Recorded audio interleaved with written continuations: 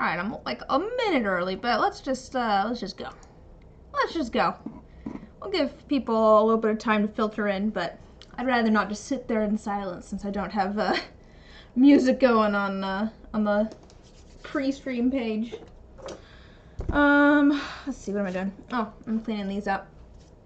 We'll just do that for a minute. I'm getting some molds kind of cleaned out a little bit. Although I don't actually know which ones of these I want to use necessarily. Probably maybe some of these. Probably some of the smaller ones. Maybe just these. No, well, I'll clean these up too. I might use some of these ones. I figured these ones are smaller, but there's some smaller sized ones in here too. Got like these and that one. So we can use those. We're just gonna make a bunch of keychains today. I do have some designs that I already have, figured out. We're gonna make some of those, but I also need to figure out a design for some monk themed keychains. It's just been eluding me. I'm just not quite sure what I want to do. So I am open to ideas. I'm figuring if we don't come up with anything, I'll just go back to the design that I had. But I have kind of some ideas percolating in there. I can walk you guys through, just see what you think. But I'm trying to go for, hello, how's it going? I'm trying to go for something that's kind of generic monk, which I'm finding difficult. So here, let me show you kind of what I've got. So I don't really have, I don't have anything specific out. I do have some white feathers. I was thinking I could use, that's kind of what I did before, is I had like a white feather in there, which I think is kind of a cool look. It feels very monk to me. They're very like graceful and like, they have like the whole, I think they have like a whole slow falling thing at later levels, basically. So I feel like that could be cool. I think that we could do something with like the whole like key system, some sort of magical something. The design that I had before was literally just, here, if I grab one of these, it was literally just some sort of shimmery pale color at the bottom, the white feather, and then clear resin. But I'm thinking maybe we could do like the white feather. I also have some black feathers. We could try some of those if we wanted to. But feather, and then maybe like a dirty pour almost of clear, and then some sort of like shimmering color. Or I could do a feather with just like glitter. That's not a bad idea. It'd be kind of simple. I don't usually use a lot of glitter though. We could do like a feather in each one with like glitter. That could be an option. Do something sparkly. That'd be kind of nice. But yeah, I'm just not 100% sure. I think I like the feathers though. I like the feathers. We could do kind of like iridescent flakes in there with the feather. We could do, I don't know, maybe, I'm thinking maybe, here's what I'm kind of thinking. I'm thinking maybe a feather, like a white feather. Some of them could be black, but a feather. Clear resin, a resin with some of the iridescent flakes, and like a somewhat opaque colored resin. I'm thinking, those three clear ones with the flakes, and then a shimmery one, and maybe do like a dirty pour of that into the mold, so you just kind of see some, like the feather peeking through at some point. I feel like that might feel kind of magical. I'm thinking that might feel a little bit more, like a dirty pour might feel a little bit more like smoke-like almost, which I think also fits like the vibe of a monk. I kind of like that idea. Should we try that? What do we think of doing feathers with a mix of clear resin with iridescent flakes, and like opaque shimmery resin? How are we feeling about that idea? I'm gonna pull out all of my paint chips so that we can look at some color options and see what colors we might want to do. We could just do one color, but we could do multiple colors as well. It also doesn't necessarily have to be shimmery either. We could obviously go for, you know, the sparkly and then a non-sparkly with the clear. And that's also an option. Like that one. That maybe might be kind of cool. That might be kind of cool. Maybe we go like non-sparkly. Maybe we go for like a, or we could do some of them sparkly and some of them not sparkly. Oh, that looks so blue on the camera. This is actually a really nice purple.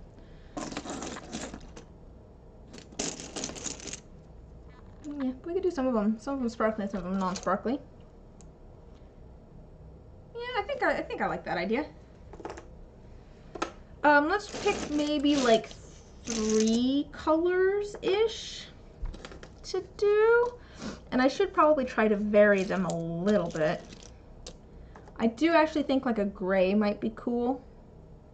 Which, I don't know, maybe sounds odd, but that just seems fitting for me somehow. I almost like these 3 colors.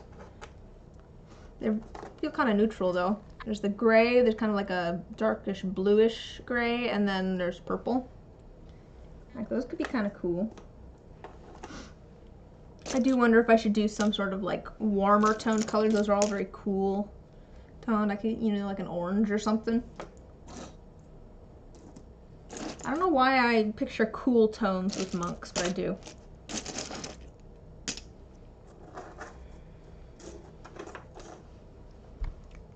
Yeah, I think we'll try this. I think we'll try, I could do glow in the dark too. Could do glow in the dark pigment.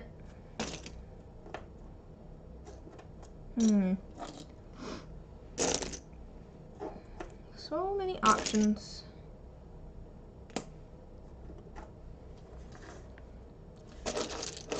Yeah, I think I like that. I think I like that. I think I want to go kind of like a little bit lighter. Let's see what we've got. I could go for the brown yellow almost. Oh man, I wish you could see how sparkly these are on camera. I don't know if they'll translate, but they're really pretty. Ooh. Oh yeah, you can see the color there. You can see the color for those. Once it actually focuses, it's harder to see, but you can see all the sparkling colors in there. They're even more sparkly in person though.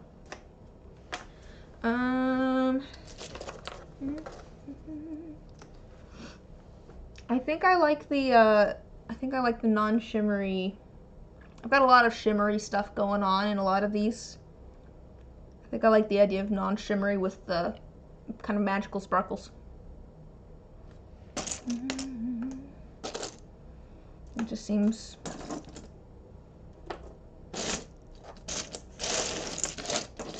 I think I'm not going to do glow in the dark because glow in the dark powders tend to sink. It's literally the only reason there. But I don't think we'd get the swirls quite the same.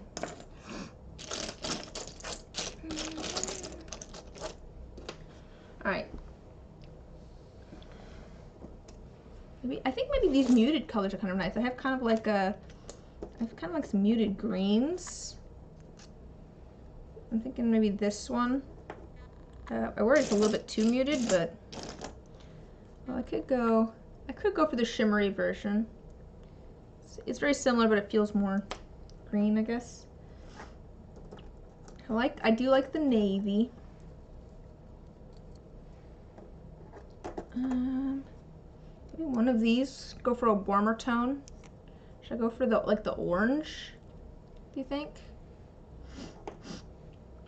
And then, what do I think about those for colors? I think, oh, I have this one too. I could go for a lighter blue instead of the gray. I'm thinking kind of like, I think that'll be nice. I think the juxtaposition of the kind of muted tones with the really bright sparkles be kind of nice.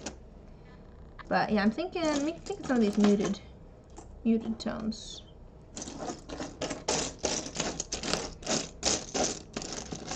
And I could go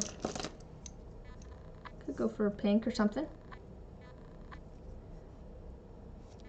Doesn't feel maybe quite as, I feel like, I don't know if that feels more quite monk. I feel like these are good colors. Should we go for those? I think maybe those four? I'm thinking maybe these four. I'm thinking these four with the iridescent flakes. That seems like a pretty plan to me. I think I just want to do like one set of the flakes though, so I might want to figure out which one I think will look the best with all of these colors. Or I could do two. You know what? Maybe I do two different colors of the flakes, and then I can kind of mix them together in different ways.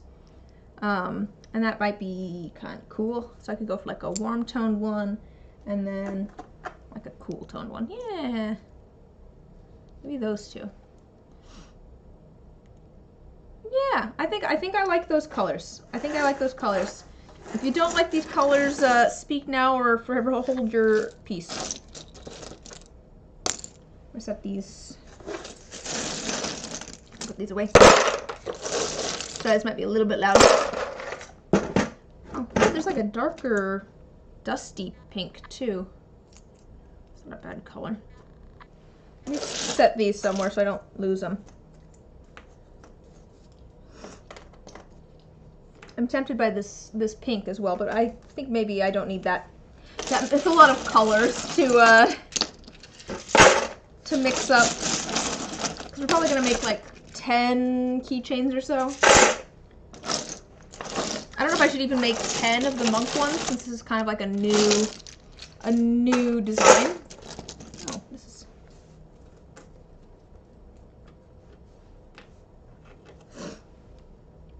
Oh, this was like a little bit more.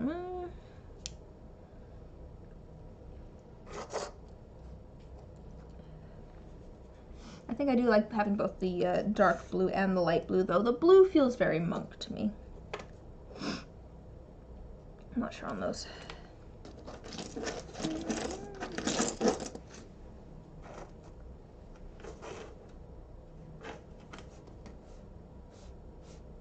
I'm gonna go with that one instead of this one. Alright. Oh, a little bit sniffly.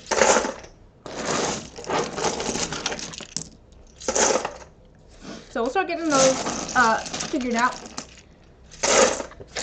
The plan for today is to make a bunch of keychains. I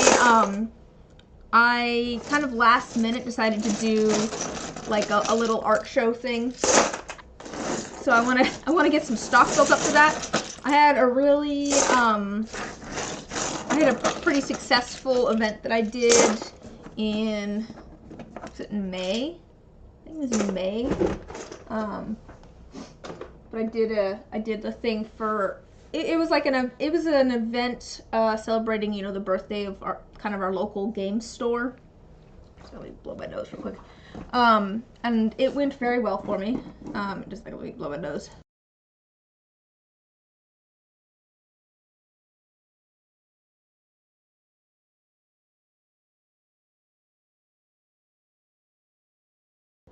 But that means that I ran out of like some of the keychains and things. I'm completely out of some of the designs. So I need to make some more before next weekend, which is when I'm doing the event that I signed up for last minute. So we're obviously doing the monk keychains. I also need to make more cleric keychains, more blood hunter keychains, and more barbarian keychains. I already pulled out the supplies for the other ones. But let's pull out the supplies for the monk ones. Should I do pink? Should I do the pink? Or should I just do these colors? Like, I like the pink. I like all these colors. Well, let me at least pull them out and we can decide. These are all from, all of these kind of muted colors are from a set of resin pigments that I got that are all opaque. Where's the orange? orange. That does not look orange in the, to be fair, it rarely looks orange here, but it does not look orange in the bottle here. Orange. Here's the pink, I think. This is pink. Pink. Blue. No, this is blue-gray. Where's blue? Blue. Tea green.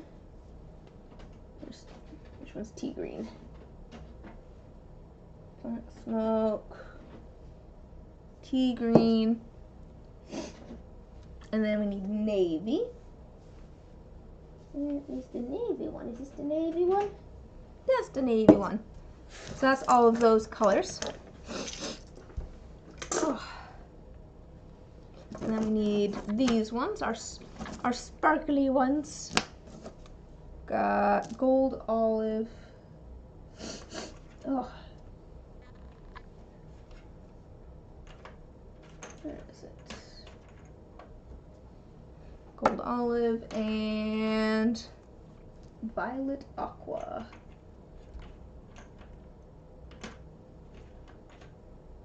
Cool. Got those. Oh, I'm so sniffly. It'll probably be better once I get the respirator on. Okay, so let me think about this here. The plan. Maybe I'll just make 10.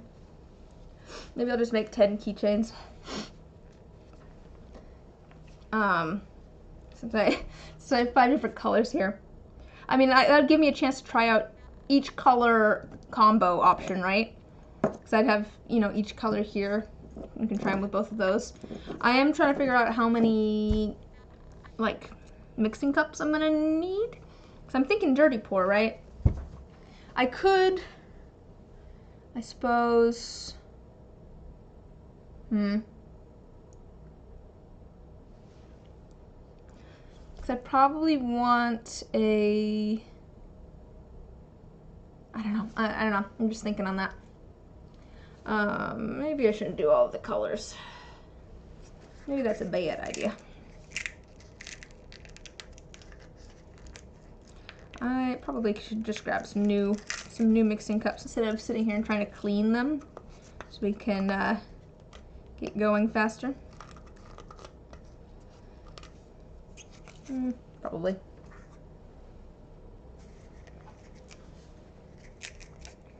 I say while continuing to, here, I'll angle you guys up a little bit, while trying to clean out these mixing cups. I have new ones. I could grab new mixing cups. I might as well.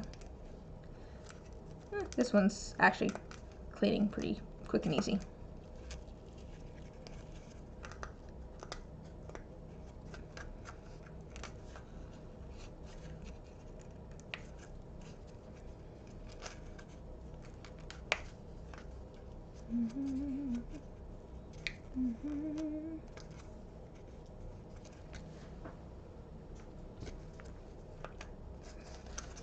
Okay, let me just grab new ones.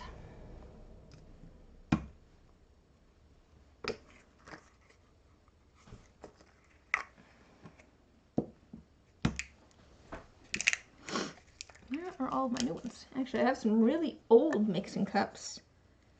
And I don't mean like used, I just mean that they're old and I found them. Could use those. Might as well.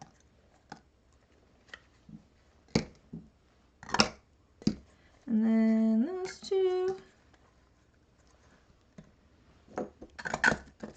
Okay, we do also need to decide which of the molds we're using, because we need to put feathers in them. So let's start putting some feathers in some molds, and we'll figure out what molds we want to use for each design. I did already pull out the stuff for the other designs. So for the Blood Hunter, this is a Blood Hunter. For the Blood Hunter, I have black foil and red ink. I think this is the correct red ink. Should be fine. For the Barbarian, I have red foil and glitter, and then silver mica powder that we're going to let drip through that. Now, where can I set these so that you can kind kind of see. All right. I'm gonna try and set these up so that we can set some things next to it and we can figure out, you guys can see what the plan is. And then for cleric, I have gold foil and then these interference micas. I have it in pink, blue, and gold. And so we'll do a combination of those colors in the keychains. All right. So I am completely out of cleric and monk, so let's get those figured out, especially. I'm thinking we probably want like at least 10 of each of them. That just seems like a good number to make at a time. So I'll give each of them a crystal-shaped one. Well, I have the majority of these are crystal-shaped ones, so I'll give everyone gets a crystal-shaped one, and you get a crystal-shaped mold, and you get a crystal-shaped mold. I also got a bunch of triangles apparently. That's gonna be hard to pour in there, I think. We'll put these ones will be easy to do as triangles. That one could also work as a triangle. I think if we're doing a dirty pour for the monk, it's gonna be harder to pour resin into one of the ones that has a much smaller opening. So we will instead grab some other ones for that. Speaking of, let me grab these. Got like a circle and a weird square one that goes down to a point. Let me grab like a regular square one. That's not a regular square one. I kind of want a twisty square one actually. Let's do a twisty square. And I'm also going to rubber band these together because I found that seems to work the best in groups of about 5. Rubber band them together so that they don't fall over in the pressure pot. So there's 5.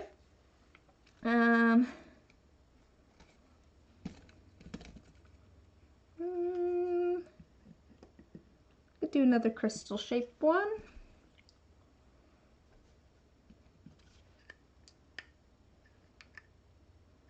I might have to get some more of these molds at some point. I think some of these are getting a little bit crusty, a little bit funky. I feel like I don't have as many of these. Oh, I already have some set over here.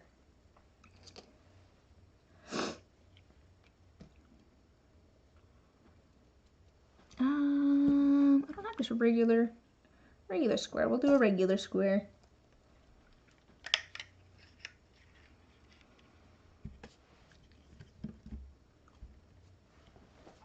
So we've got our one set up for our monk keychains. I am debating how many cups I'm going to need for pouring as well, because I'm going to do dirty pours. 1, 2, 3. I'll grab some mixing cups over here just in case. Yeah. All right, that's good. Let's see, which one did I say I was completely out of? Cleric, I'm completely out of. So let's grab more of those. I'm thinking if I don't have enough, because I obviously don't have 40 of these. I'm thinking if I don't have enough, I will, one, I'm going to put some into these molds. I can definitely do that for the cleric ones. Actually, for any of these ones I could do. Actually, I don't know how well the feather would do. That's my only concern with the monk ones in these, is that I don't know if the feather would stay down. The dirty pour would be fine, but I don't know about the feather. But we'll do some of the cleric ones into this, I think, as well as some of the other ones, just because I don't know that I'm going to have enough molds otherwise. And I definitely want to try and do, I don't know that I'm going to have enough resin, actually, now that I'm thinking about it. I don't know if I'll have enough resin to do 10 each of all of these. Well, I'll grab 6 of those for the cleric. We'll grab a few of these. I'm thinking I'll at least try and find like 5 of the up-down kind of molds. Oh yeah, I have like just enough to do do that.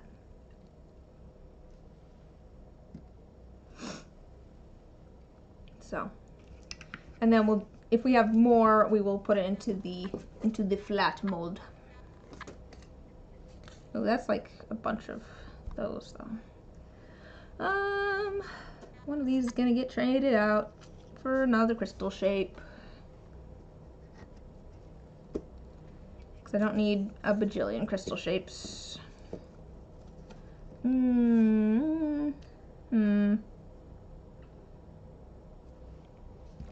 Let's steal a square one from over here and trade it out for something else. So I want to like some sort of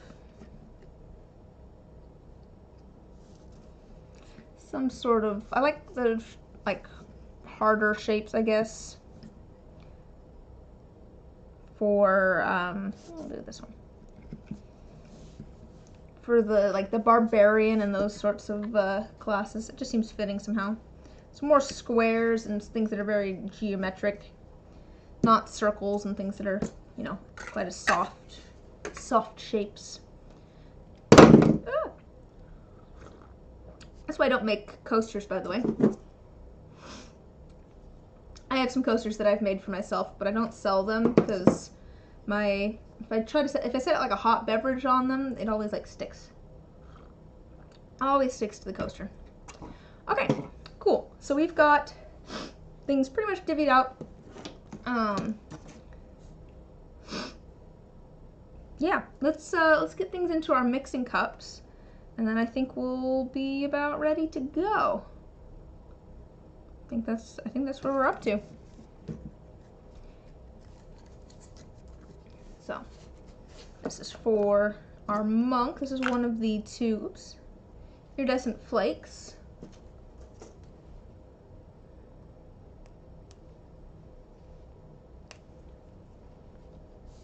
And these are so pretty. I'm so glad I got these.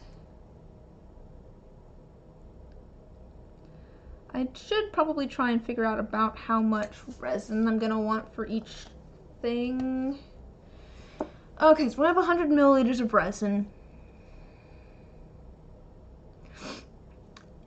I think roughly each thing takes like 2.5 milliliters, but it might be a little bit more than that. 5, 10, 20, 25. So we'll say this is about 30 milliliters.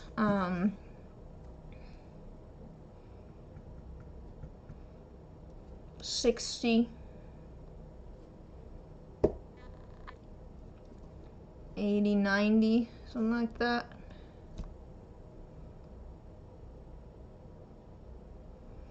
So we might do slightly fewer of these ones, although these are a pretty popular design, but I still have a few of them, so we'll be okay.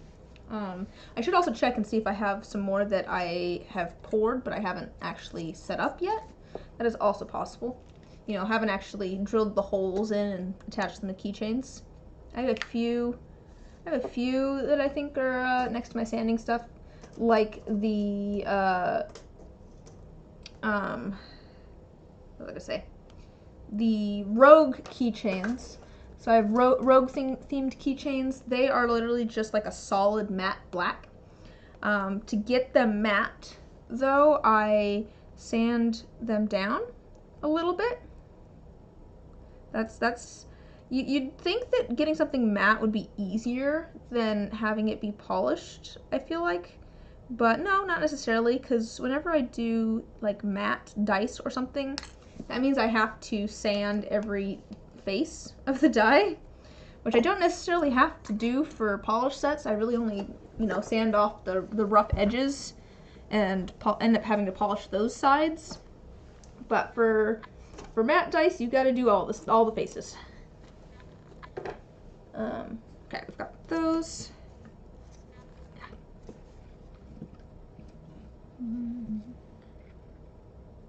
See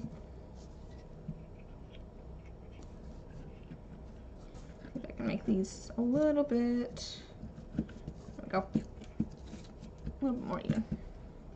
One of the rubber bands there is trying to fall off. Okay, for the barbarian, it's going to be red foil, red glitter. And we need probably a fair amount of this, although how much resin are we doing? We're not going to do that much resin, right? Because 2, 4, probably like 20 milliliters. Should I put it in one of these? Yeah, I might as well put it in one of these smaller containers. We'll put it in a smaller one so I can keep a better track of it. Because we're going to do about 20 milliliters of this, which is not a, a tiny amount, but it's not a ton of resin. But I still want enough of this red that it, it's very visible. But we're going to add a little bit of red glitter as well, so that'll also, I have chunky red glitter here. That's also going to add some different texture to it and fill it in some more.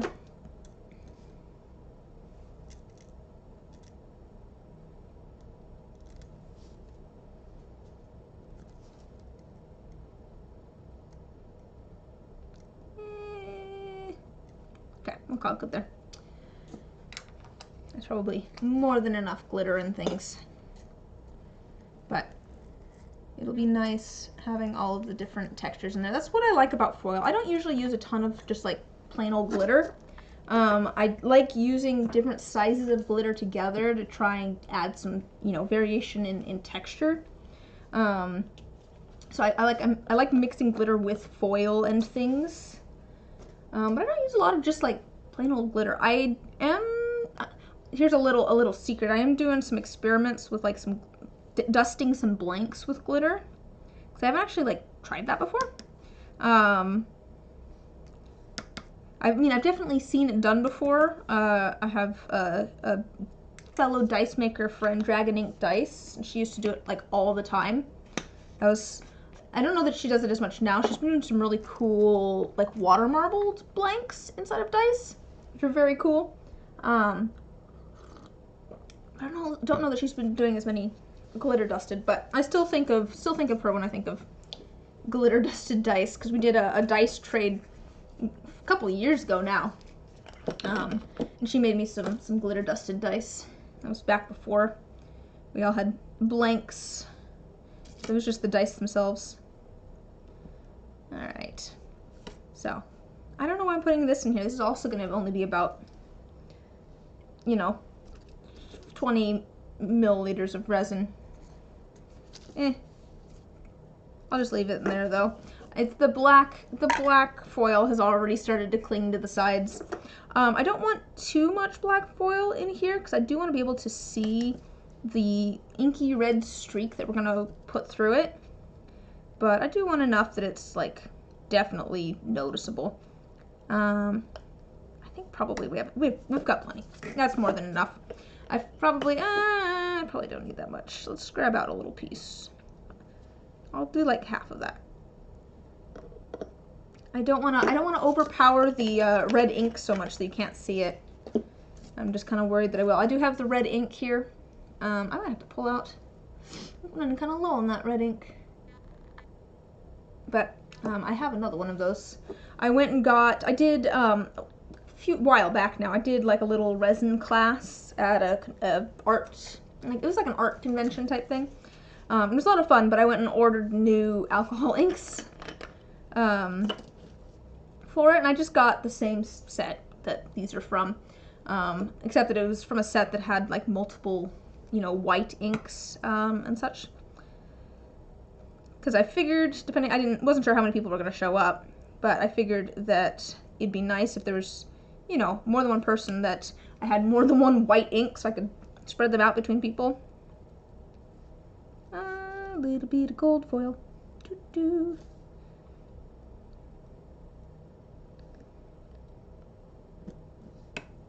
So it's going to be closer to 30 milliliters of resin. But I don't need so much gold foil that you can't see the pretty colors.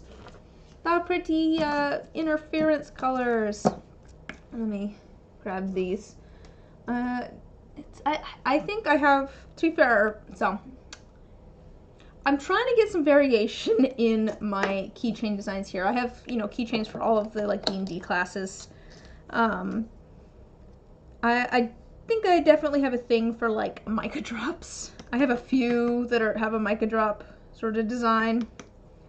But I'm a sucker for mica drops. I just think that they're pretty and fun. So I've got a few that have that as a main design element. This is one of them.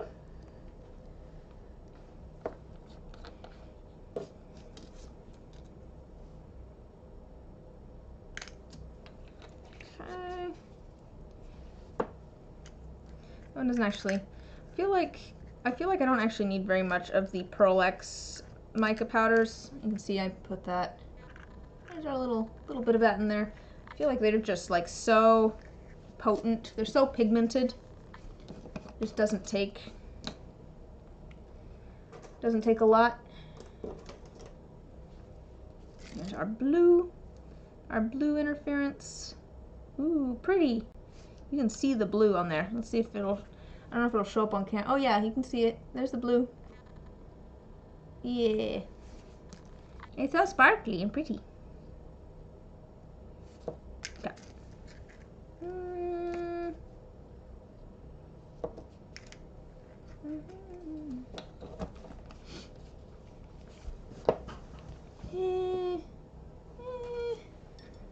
Alright, is that everything? I do want something to swirl my red ink in with for the Blood Hunter dice.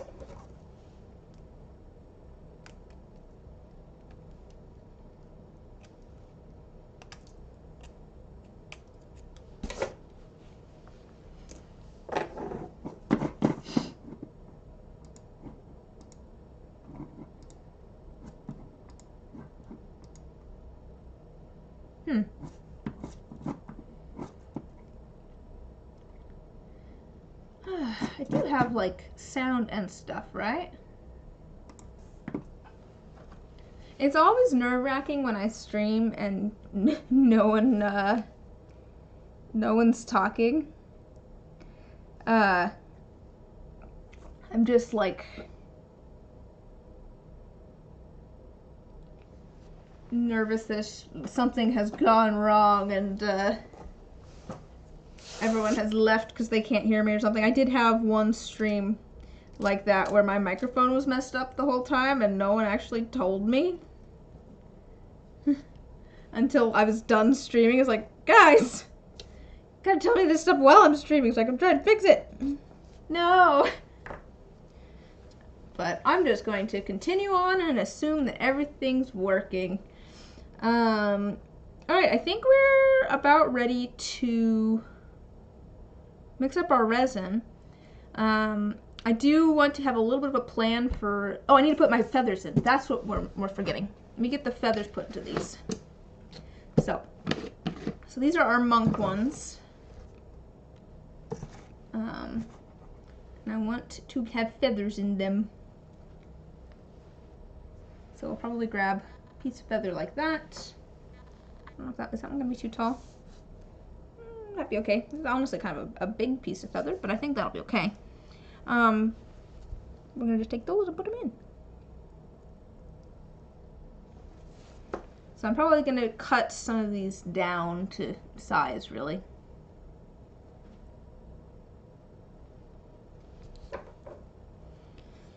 So,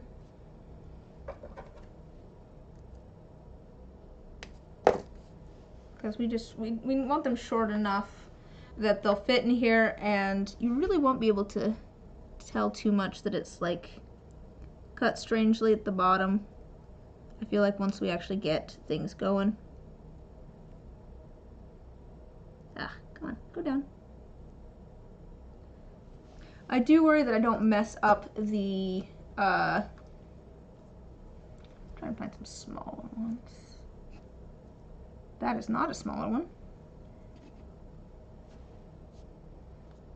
That is a much bigger one. Oh, there we go, that's a small one. What was I saying? I don't even remember what I was saying. I don't like this one. That's a nice feather. I just like this one. I don't know why I like this feather. It's just a good size. I wonder if I could use that in something. Just as is. Set that over here. Should we do some black feathers? That's the next question. Should I do some black feathers as well as the white ones for the monk? I don't know if that quite reads as monk or not, but I don't know that it, doesn't read as monk. It's such a varied class and such. Could be good. There's the whole, like, isn't one of the subclasses like Way of the Shadow or something like that? Is there dirt in this one? Second.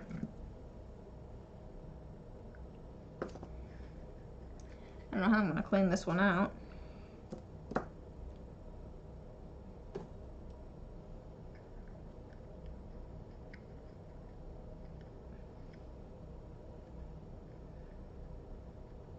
Well, I'll make this one and hope it turns out, and if it doesn't, then it can go on my miscellaneous keychains or something.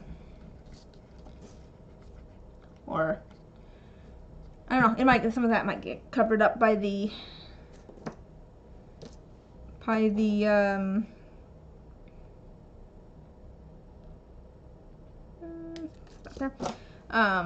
swirls of color, hopefully. I might be able to cut down some of these bits, actually. I might be able to, because I think probably once they're squished together, it won't be too noticeable that, they're split. I think maybe we can put some of this in here and things will turn out fine. Ooh, that might be too long, though.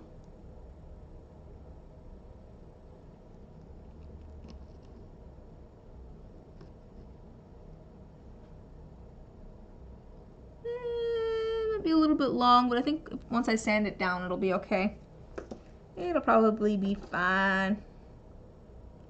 It'll be fine. I just keep telling myself that, and it'll be fine. There is a cat hair right here. Yeah.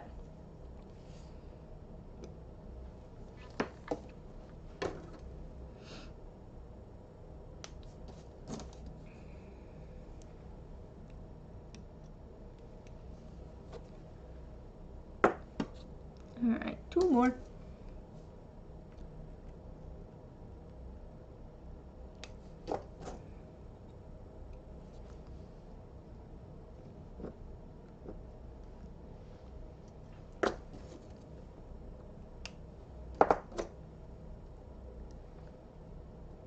There we go. Got that all those feathers put in there. These put off the side. I did just go with all white feathers. We're gonna go with I'll be honest, because I forgot about the black ones in the moment, but we'll try it with all the white feathers. If I end up really liking this design, maybe I'll go back and make some more with black feathers. This is a little, I know I'm making 10 of them, but it is a little bit of an experiment just to see if I like it or not. If I end up, deciding, I don't know that I like that for monk, I'll probably just move them down to, like, I have like a bunch of miscellaneous keychains along with the D&D themed ones, and I'll probably move them just the miscellaneous keychains and come up with a new design.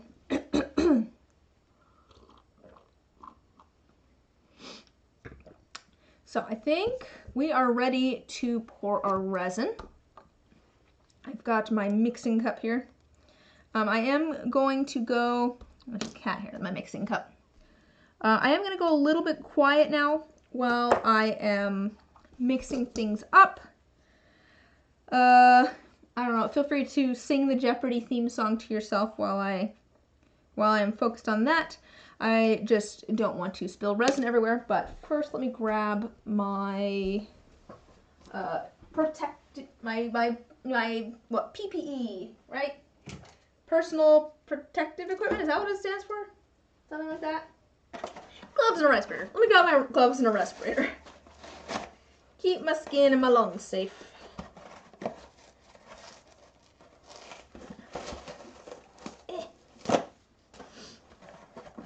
I imagine I will probably spend the 4th of July putting together keychains. Make sure there's no spiders in here.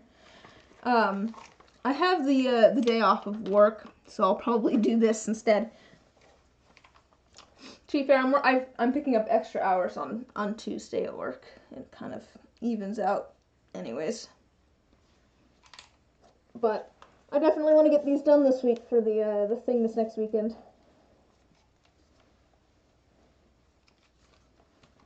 I am glad that I signed up for the art show thing that's happening this next weekend. I kind of put it off. I kind of was like, I don't know that I want to do any more in-person events for like September. Partially just because I overheat really easy and I definitely didn't want to be outside. But luckily they had indoor spaces. But it gets hot here in the summer, and I did not want to deal with that. Okay, give me just a second. I'm gonna get this measured out, and then I will return to talk about the event this weekend or what we're pouring or something. So, give me a second.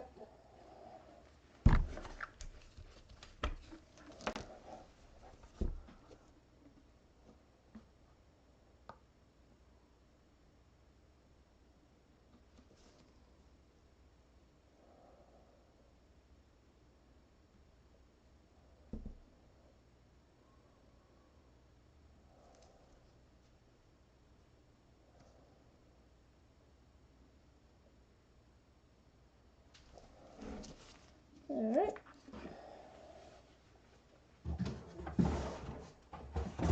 There's that. Get the hardener.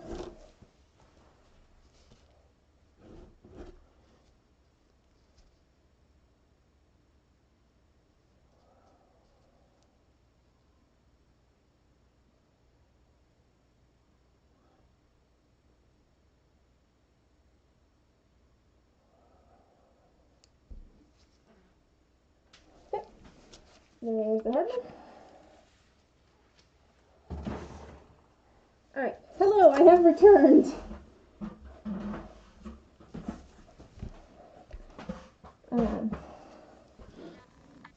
But yeah, the event that I'm doing this next weekend, I think it'll be nice.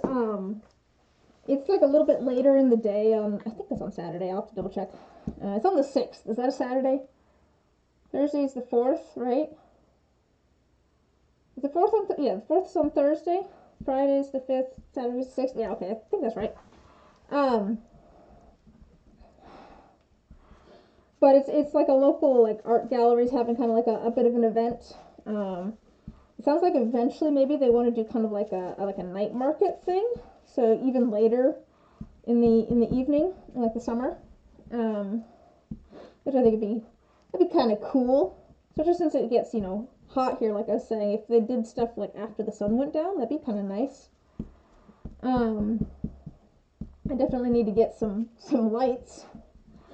I was kind of holding off on getting lights. I was actually talking to someone else about lights and like external battery type things for tabling, because I've definitely been in a few locations that don't have good lighting.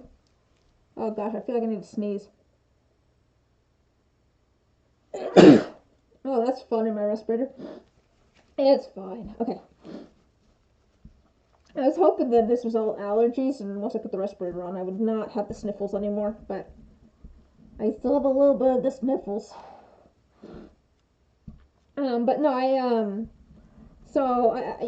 I've been in a few locations where the lighting has not been great, which just doesn't, it's not great for showing off the stuff that I've made. So I was at one point talking to someone about lighting options basically for that. I might want to figure that out at some point if there does end up being like a night market.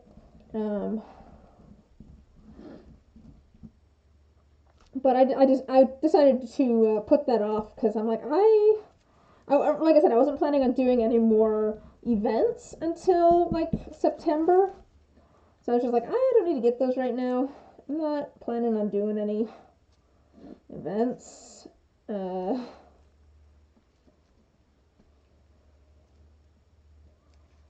But I probably will at some point.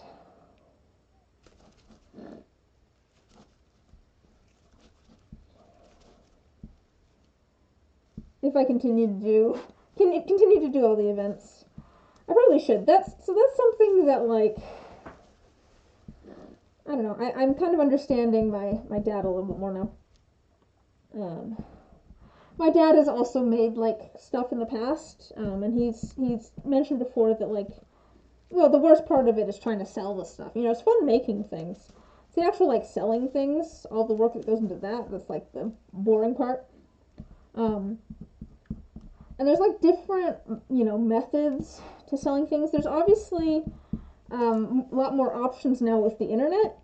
You know, I can have an online shop. I don't have to try and sell everything in person. But doing like conventions and art shows and those sorts of things are still pretty, you know, it's still a way to sell things. Yeah, sometimes they are profitable, sometimes they are not, but I don't know. I feel like there's different ways to try and get your stuff sold. I enjoy like conventions and things. I think they're really fun. They're also really tiring, especially some of the like 3-day conventions and things. They're fun but tiring because you kind of have to be on the whole time a little bit. And sometimes it's like, you know, 10 hours on Saturday with between setting up and tearing down and all that sort of stuff. It might be like a 10-hour day of sitting there and playing customer service, basically. You know, interacting with people and barking for your wares and things. So it's like, man, I don't know that I could do that. I've kind of limited things to doing events like once a month, just because I think it would be exhausting if I did more than that. I just want to have time also to. I think that's one of the things I'm realizing is I wish I had more time to just like experiment and make random stuff, not necessarily stuff that I'm planning to sell. I did make bath bombs recently. I had gotten all of the things to make some nice bath bombs. So you know, you can just make bath bombs with citric acid and baking soda. Like, you can just mix those together and with some sort of liquid to kind of mix them together a little bit, make them, and so they kind of stick to each other. You can just make a bath bomb that way, but there's some things that you can do to make it better. Like, if you want to add a scent, like scents or colorants, you know, the scents and sometimes the color, like the scents are usually oil based. You might have like an oil based that you're using to hold the citric acid and the baking soda together. And obviously oil doesn't mix very well with water, so if you add any like colorants or anything, it just sticks to the side of your bathtub. So I went and got like an emulsifying agent that I mix in there, and that makes it so that things actually mix into the water. I think this is looking pretty good, by the way. Speaking of mixing things, I'm just checking to see if there's any is there any swirls in here that I can see? I want to make sure it's mixed completely. I think there might be good. So I went and got an emulsifying agent for that to I think we're good. To help the colorants and the scent from not sticking to the bathtub. And then this whole thing kind of started because I really like Lush bath bombs. And I was like, why do I like Lush bath bombs? I was like, one of the things that I like about them is that they float. And so you can actually like see the bath bomb as it's fizzing and things. So I went and found some stuff that, you know, makes it so that the bath bombs actually float on top and they foam a little bit and you can see the colors a lot more.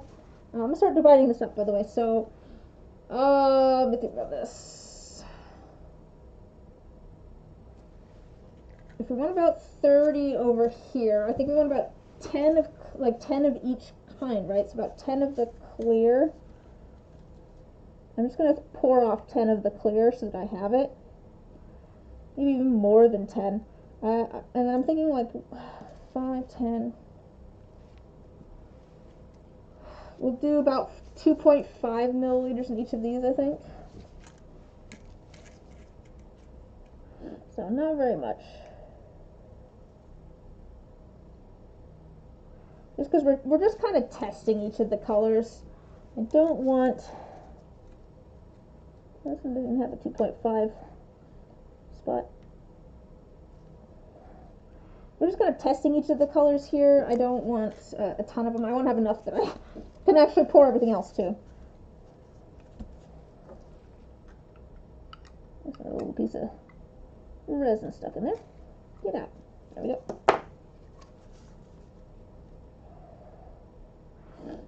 So I did actually go and try out the bath bomb stuff, and it worked well. I do want to do a video at some point making some bath bombs, but I want to get some other stuff figured out because I have some ideas for bath bombs that I want to make. I am trying to figure out what video I want to do next. I have a bunch of footage and things. I have kind of an idea, I think.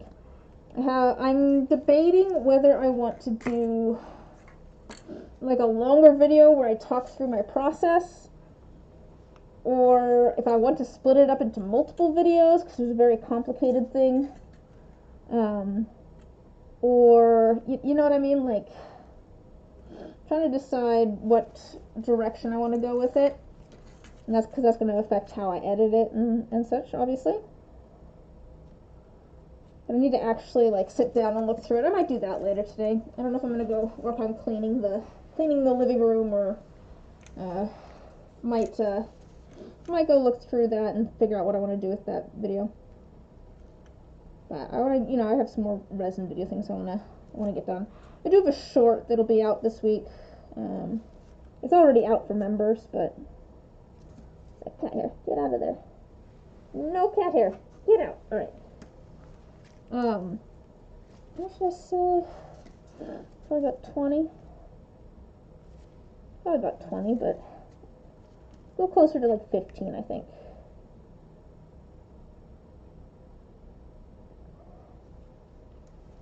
And then what are we at?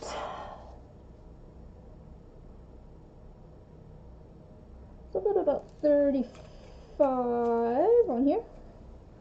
That'll be about right.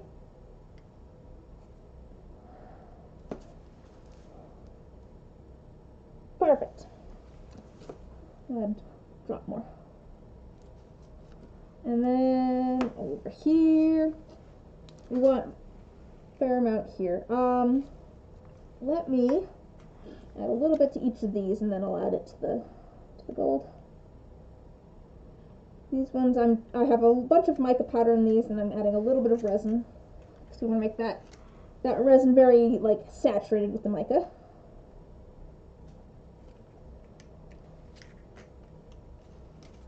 Oh, I did also, on things that are new with me, I did sign up for Art Fight, so we'll see how that goes. I've never done that before, but it people have been talking about it, and it sounded like fun. From what I understand, basically, you submit, like, your characters and whatever, and then once the thing actually starts, you fight, quote-unquote, by, drawing people's characters from the other team. There's like 2 teams. And so, I don't know, it just sounded like a really fun opportunity to actually, like, I'm not very good at drawing. I love painting and all that sort of stuff, but I'm not necessarily the best at drawing. Let's pour most of it in here. I'm going to leave a little bit in this cup, though. Just because if I need, like, a little bit more in any of these, I want to have it available. Yeah. Okay. Anyways, I think it's like fun to draw, but I'm not, I'm not good at drawing people. I can draw other things okay. But people, like, if people are so specific with like the proportions and stuff that they need that, I don't know, I just find it, you have to get the proportions right, or people look off. If you get the proportions slightly wrong on other things, then usually they're still recognizable and they don't look weird, but you end up in like a weird uncanny valley when you get the proportions on humans wrong when you're drawing them.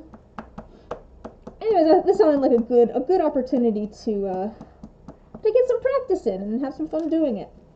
We'll see how much I actually do though.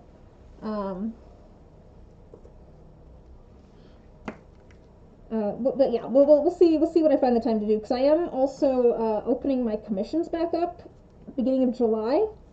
Little sneak preview for you all. That's what's going on. I'm figuring out at the moment, literally today, I was trying to figure out what to charge for Vampire the Masquerade custom sets. And I need to get some pictures and things for those and make some like infographic type things.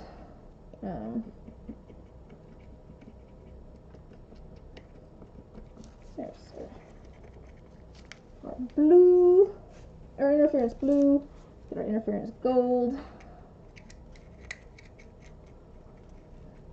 But I'm getting that stuff set up so that I can open up commissions again in July. It has been nice taking a break from commissions, I will say. As much as I enjoy doing custom stuff, there's a certain amount of stress that comes with it, just because there's more pressure to be on a certain timeline, first of all, and also there's more pressure to get things made a certain way. Like if I'm making, if I'm just making dice, if something doesn't quite turn out how I expect it to, that's fine usually.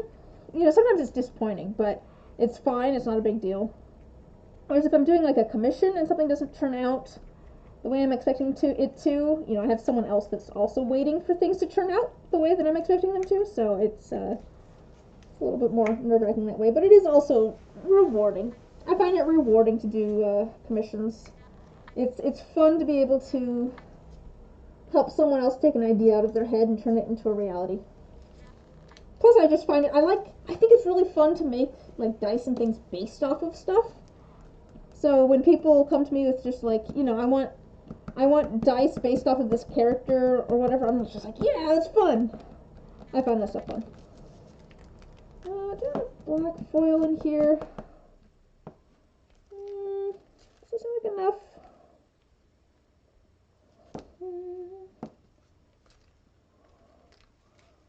Should I add more black foil, do you think? Or do you think that's enough? We can add probably a little bit more. Not very much more.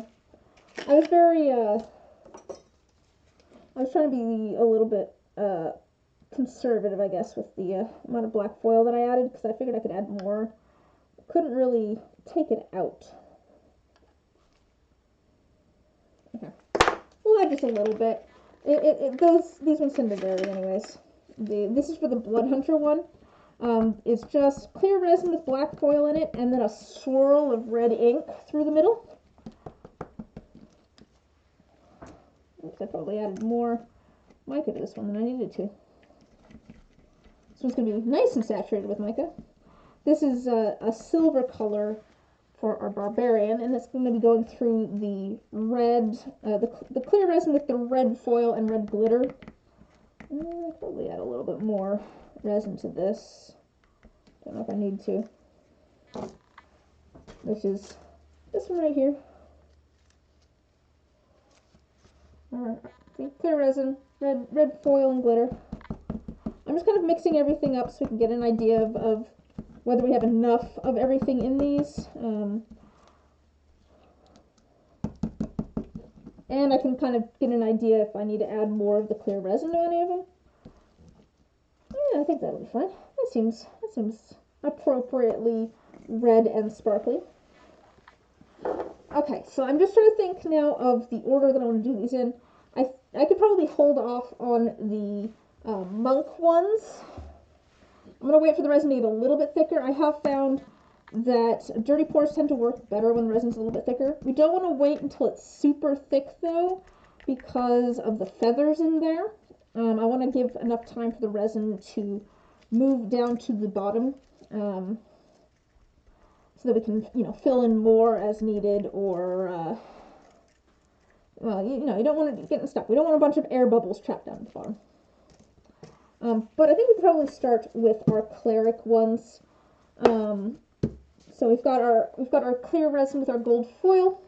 We're going to add that to each one of these. And I'm going to fill them up almost all the way, but not quite all the way. So I want to have enough room to add some of our mica saturated resin on top, so that can start sinking down in.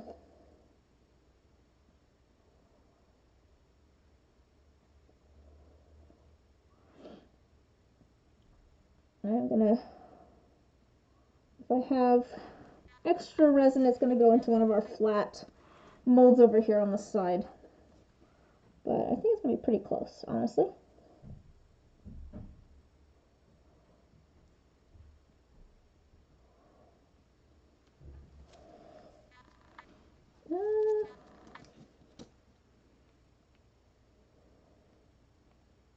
How much space is in this one?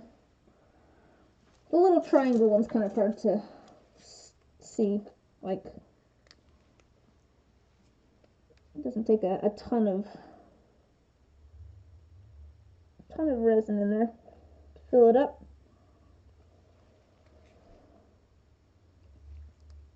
I'm going to take out a little bit of resin from some of these. Alright, I think that's good. We will add the last of our resin here to one of these flat ones. Maybe we'll go for, no, let's go for the oval. The oval sounds nice. That feels kind of cleric. Might have enough for a couple of these, actually. Because again, we want to leave enough room here for our other mica that we're going to put on top. So maybe we do, I could do the circle. I could do the weird shaped one. Maybe I'm going to do the weird shaped one. I don't know. Yeah, let's do the weird shaped one. I don't know why that one speaks to me, but it does. Actually, I might have more resin here even than I was thinking.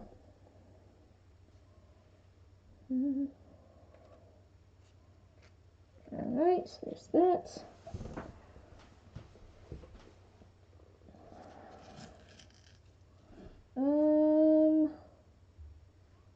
What else do we want to... I guess I'll do this one as well.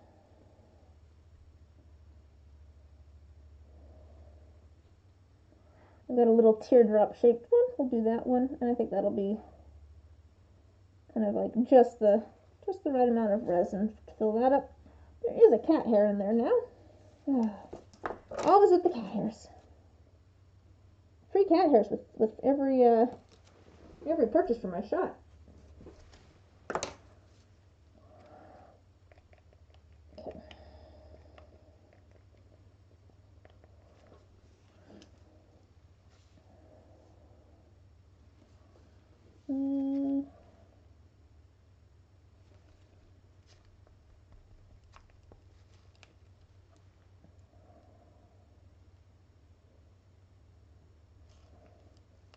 Okay. That's pretty good. Alright, and then we'll add our mica, because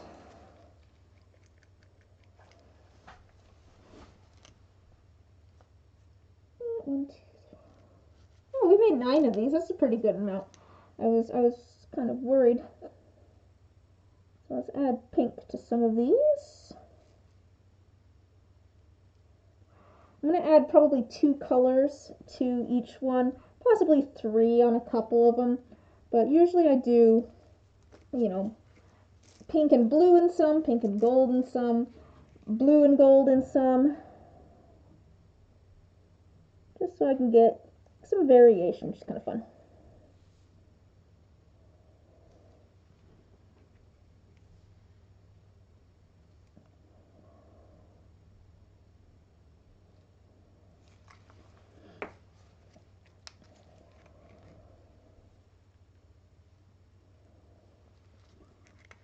Alright, pink and gold, blue and gold.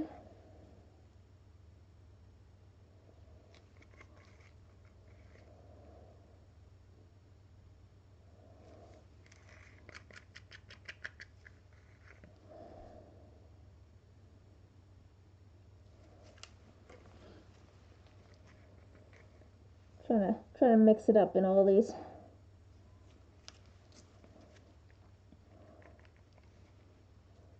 Pink and blue.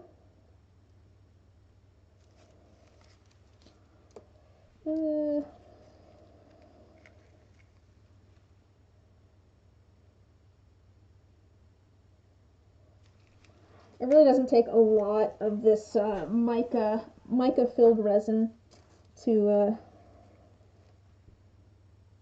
add the cool drippy effect.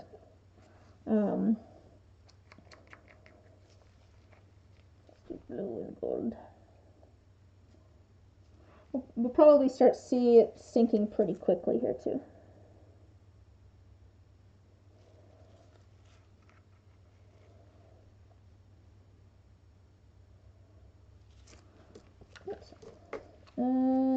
We could do with another pink and blue one. We'll do that one here.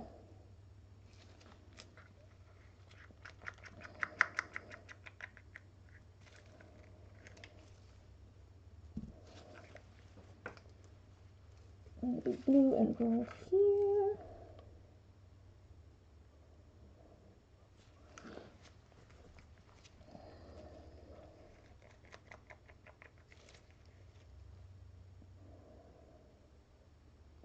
There we go. Those are all good. We can set those off the side. There's maybe a little bit, some of those mica infused resin still in there, but I don't really want to overdo it too much.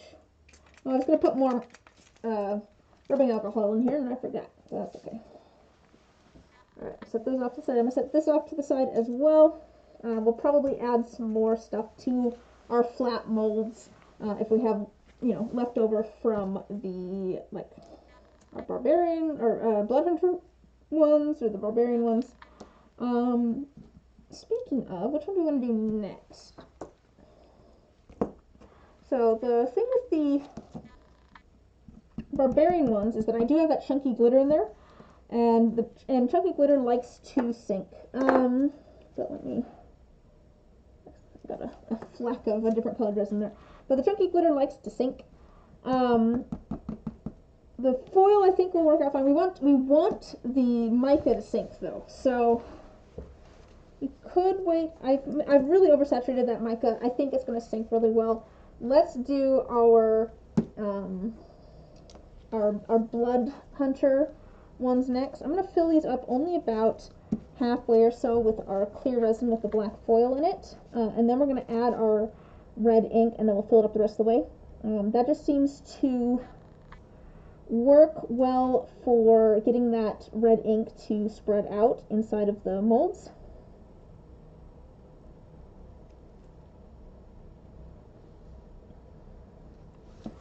I'm not even going to do a full drop of red in there, but I'm going to,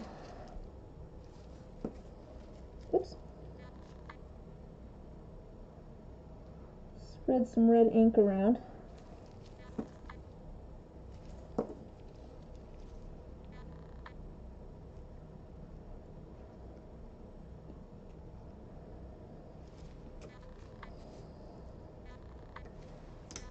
Right, that's probably enough. And then we will fill those up the rest of the way and maybe swirl the stir stick around in there a little bit to get that red even more, you know, swirled around. But even just pouring this resin on top will usually kind of displace it a little bit and move it around a bit for us. I hope we have enough resin here. That'd be a close thing.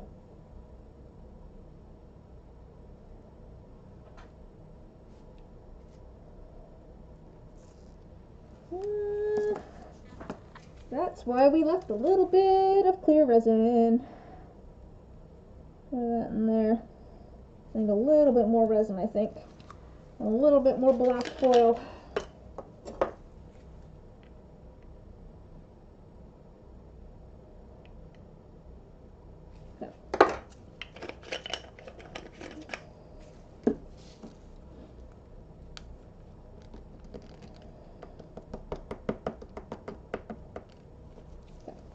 add a little bit more. Some of these. And I don't really want to fill these up all the way because I do want to be able to put my stir stick in there to swirl it around a little bit to get that red mixed in. But I do want to get them. Oops, that's cat hair. Cat hair alert. Cat hair alert. Get out. Get out. I mean, I want to, I want to have enough in there that it's like a reasonable size. I don't need little tiny keychains. I've made some little tiny keychains. They're not bad, but not really what I'm going for. I think I maybe have just the right amount of resin now. That's great.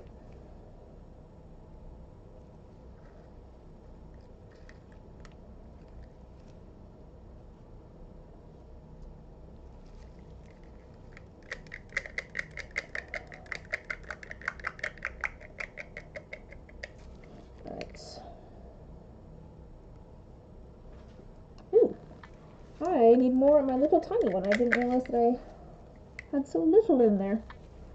Add a little bit more of the clear. Just a little tiny bit.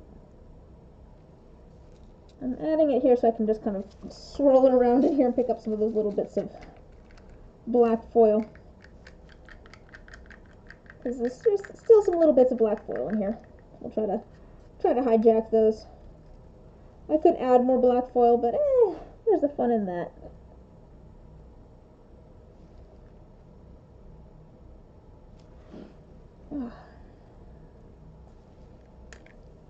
Let me get these filled up most of the way, and then we'll do the little swirly with the stir stick on the inside.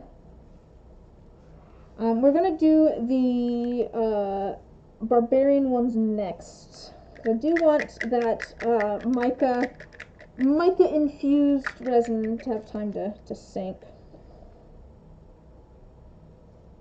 There we go. Made sure to pick up, some little bits of black foil. But we're gonna grab our stir stick that has the red on it. We're gonna just kind of swirl it around in there. So I'm gonna try and bring up some of that red ink. I'm not gonna swirl it too much though. I don't want the whole thing to be red. I don't want to like mix it up. I just want it to kind of get swirled through. I'm just gonna do that with all these. Try and pull some of that red up. There's a big bubble.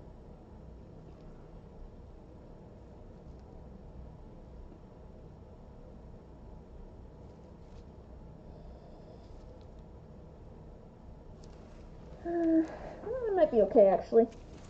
I'm looking at it from the side, and that red looks like it's. This one's also those all look like the red's moved around a fair amount. It might be okay. I'm gonna leave some of them unswirled. I think they'll be fine without the whole swirl of the stir stick in there. Set these off to the side. All right. And like I said, we're gonna do our barbarian ones next. Yes, it has the chunky glitter in there. It's probably going to sink some, but that is okay. We have the foil in there, which won't sink nearly as much, and that'll help fill in some of that space. So we're going to fill these up almost all the way full.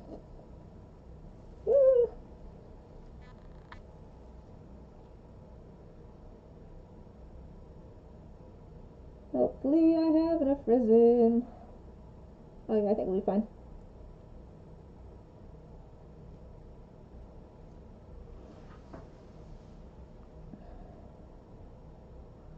Oh, this was actually taking more resin than I thought it would. Oh no, yeah, we'll be fine.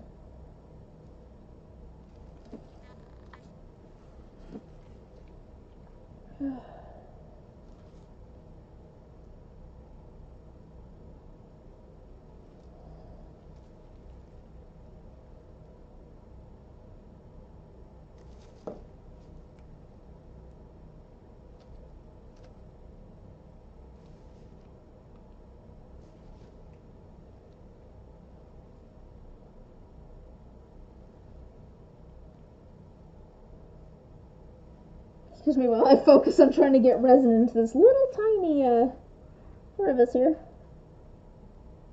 This is why I decided not to do the little tiny triangle ones. The little tiny triangle ones for that one, because I think that's going to be very hard to pour.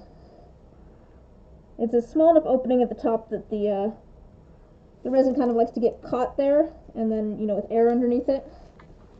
Alright, so we do have enough here that we're also going to do one over here in our flat mold. Let's do the round one here. Oh, actually, you know what? Maybe I'll go for the funky round one. I'm going to go for the funky round one. I'll give enough resin to fill it in. I'll see if I can show you what I mean by the funky round one in just a second here. Let me see if I can show you. I'm a little far away at the moment. The funky round one. I don't know, it doesn't have like a little tiny spot for, you know, for you to put a loop through. It's got like a big hole in the center of it. But it's kind of cool. I kind of like it. But it shall henceforth be known as the funky red one. Or funky red one? Funky round one. I'm adding red stuff to it, so I guess it's red at the moment, but...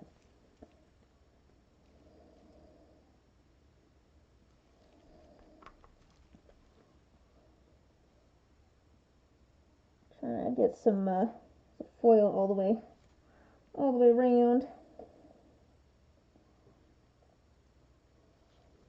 Still got like a little tiny bit left. I wonder... I didn't leave any of the like super small ones open. I wonder... well, this would fit into a little square one. Wait, I've still got a little bit of clear. I'm going to add a little bit of clear and a little bit more red foil.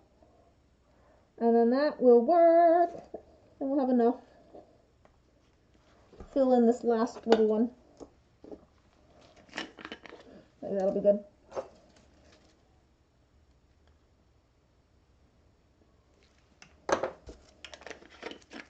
Not even going to worry about the red glitter. There's still red glitter in here. It's just kind of stuck to the bottom of my mixing cup. It's down there. I just have to get it out somehow. And we'll put this in our square one, I think.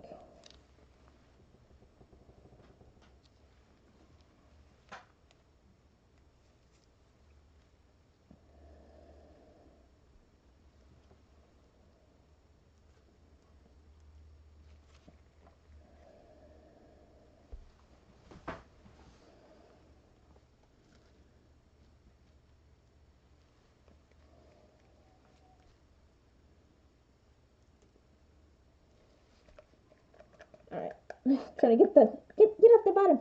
Trying to get the actual glitter. Like, as much as I like the foil, I want some of the glitter in there. Don't want just the foil. I'm making a little bit of a mess around the edge here. I want to use up all of this resin here. I don't like having leftover resin. I want to use it up as much as I can. Alright, I think that'll be fine. There's still some of that bits of glitter though. Come on, you can come hang out, glitter. Come hang out with me. Yay, I got a little bit of it.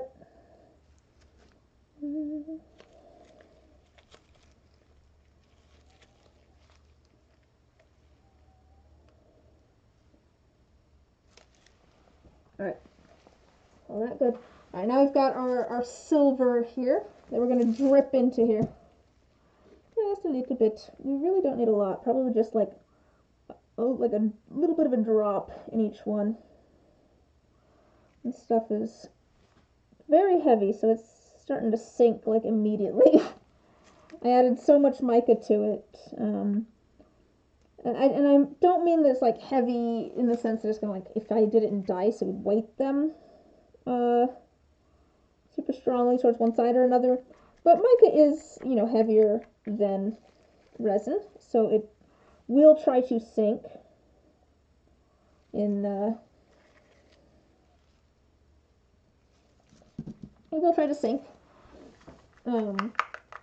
especially if you mix a bunch of it in with a little bit of resin. It makes that resin heavier.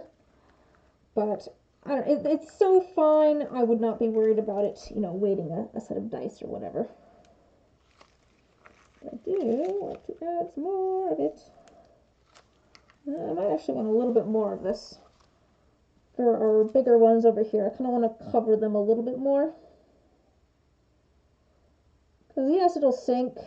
But I want it to kind of, you know, spread out a little bit more.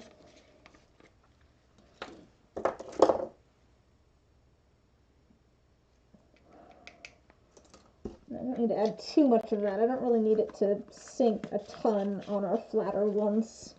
It's not going to be as noticeable. You know, like drips aren't going to be as noticeable. It'll just have a little bit more kind of like a scaly pattern almost. I found with the if you have like a flatter thing that you're doing a mica drop into, it almost looks more like, you know, I've heard it referred to as like dragon scale sort of technique or something like that. You're doing it in here. So let's add a little bit more of this.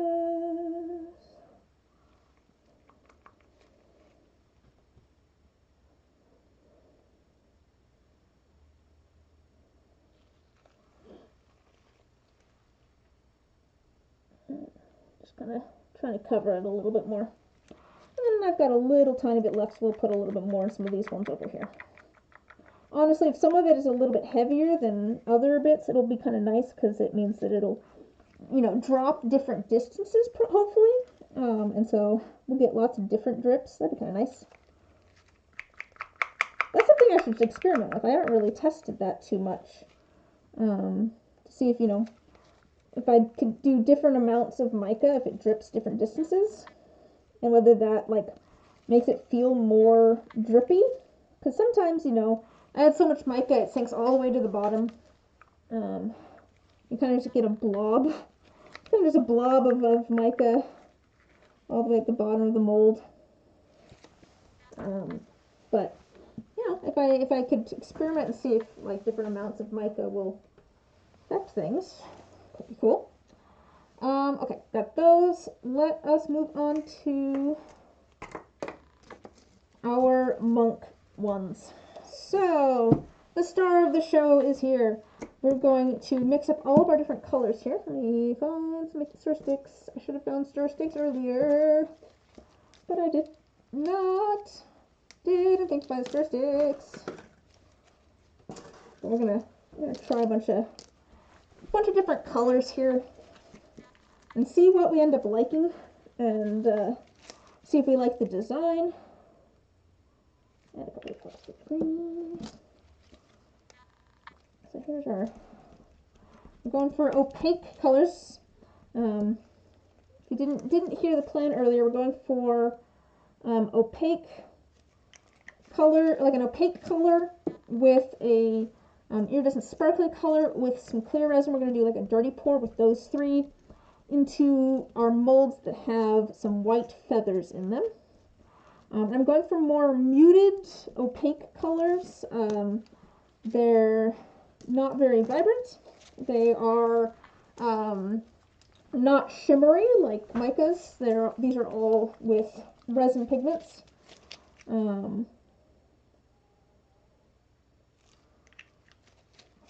But I thought that kind of made, I don't know, that feels more monk-like, right? I feel like the more muted tones kind of work. Plus I'm going for variety with my keychains. You know, I've got some that are very bright colored and some that are, you know, more monochromatic. I don't know that I have any that are just like straight up like muted colors though. I tend to go for like over-saturated sort of colors. I like a good muted color. You're all good. You're all good. We're just mixing up the monk keychains now. I can go over my. I was just rehashing kind of the plan here. We're if you are not in the know, I have been trying. Okay, for in-person events, I have keychains for every D&D class. Um, it's fun. And I have been trying to figure out what I want to do for the monk keychains for a while. I'm also kind of in the same boat with the paladin keychains. I want to get those figured out as well, but I do have some, so I'm not as worried about it. But I, like, kind of last minute, decided to do an event next weekend, so I need to get some stuff made. But yeah, I've been having trouble trying to figure out like a design for monk themed keychains. The plan, what we're trying today is we're doing kind of like a muted opaque colors. We're doing a dirty pour. One of the colors will be a muted, like, opaque color. One of them will be like a sparkly iridescent flake, and then we're also just gonna have clear. So we're trying it out. We'll see if the design is good. See if it feels monk-ish. But I was just saying that I have been kind of going for variety a little bit with these keychains. And I have a lot of very vibrant colors. I don't have a ton of more muted colors. So this will be kind of nice in that regard to get some more, like a more muted tone in there. I just tend to go for very bright colors. As much as I like, you know, the kind of dusty muted colors as well. That is a piece of glitter in there, which I don't want. I have glitter everywhere. I was experimenting with glitter the other night, and I just have glitter everywhere now. Okay, I do need to figure out how I'm doing the dirty pours now. Add a little bit more resin to a couple of these.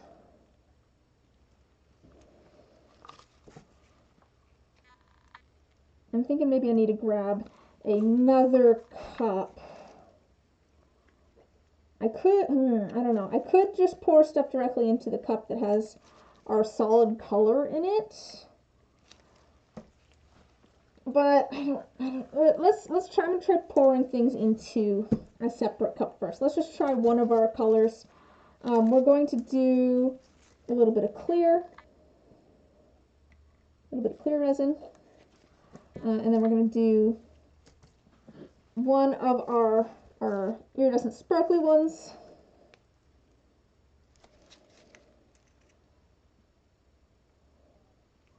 And then we're going to do a little bit of one of our solid opaque colors.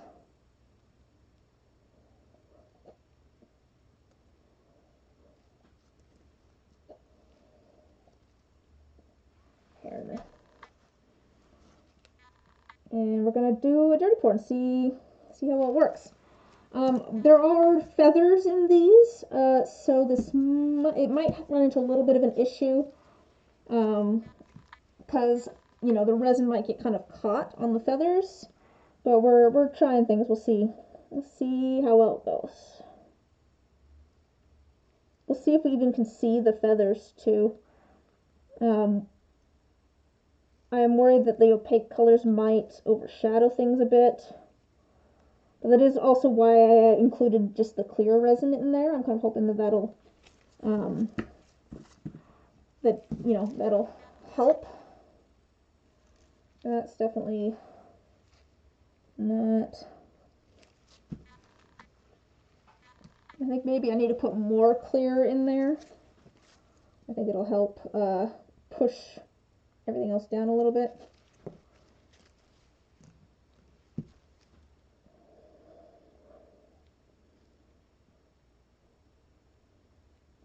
Maybe I should have just started with like the lightest color, and then I could have just used the same cup here for pouring all of the dirty pours. I think I'm going to be grabbing a bunch of cups though. I do think that I will do I have two different colors of the iridescent flakes here. I think I'll probably just do the other color of iridescent flakes in here with the same opaque color. I'm not too worried about a little bit of, you know, overlap there. So we'll try the blue iridescent flakes here. I think maybe I have judged how much resin I need here though, of the various colors and things. I think I probably should have put slightly different amounts, but that's okay. There is that here. Let's do this round one. Why not?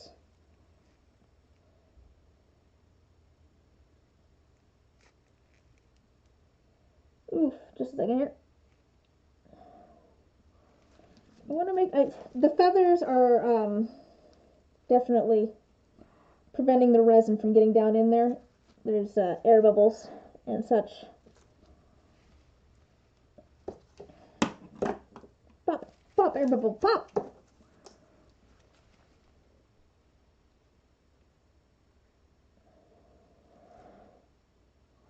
I don't know how that will affect how the actual dirty pour looks though, because, you know, things are kind of dripping down there a little bit differently.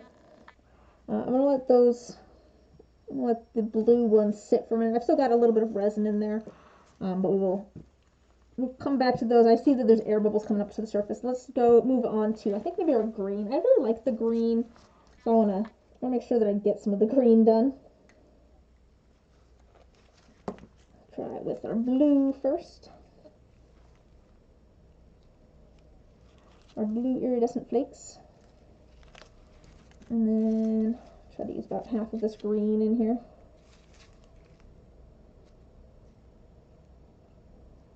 I can feel that the resin's starting to get a little bit thicker, which is good for dirty pours, but it's making it harder for things to get past the feathers. That is kind of the, you know, kind of the concern here, I suppose.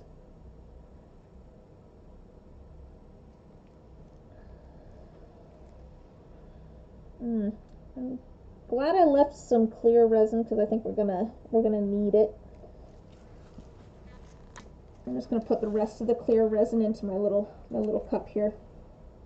Oh, good. I've got quite a bit of clear resin. That's good. I was kind of concerned that I wouldn't have enough because the you know, the opaque colors are kind of overpowering a little bit.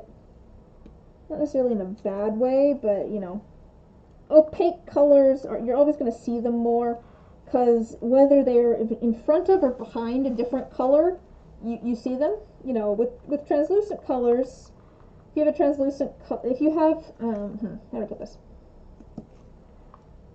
If you have an opaque color in front of a translucent color, you see the opaque color.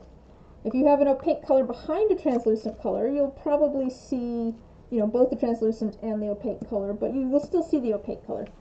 Whereas if you have a translucent color and it's in front of an opaque color, you'll see some of the translucent color and also the opaque color behind it. And if you have the opaque color in front of the translucent color, you won't see the translucent color. So you definitely see more of the translucent ones, or of the opaque ones. They show up a lot more. There's a piece of resin there. So I'm gonna put a little bit more clear in here. I might end up putting a little bit more of that into our iridescent flake ones.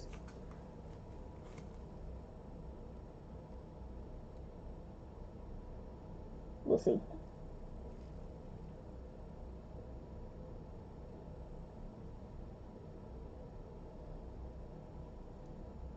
Good.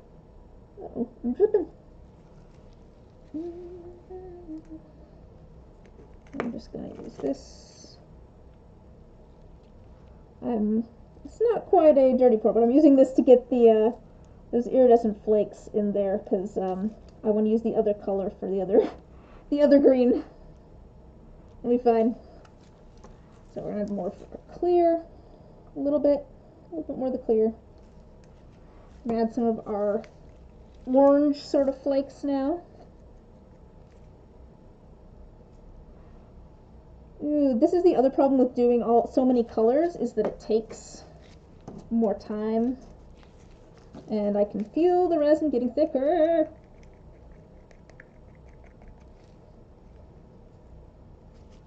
Let's put the last of the green in here.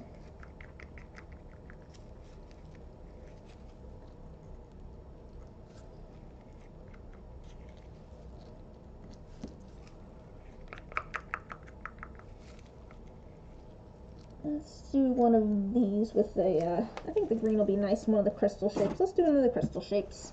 It'll be good. So, what are other folks up to today? Anything interesting?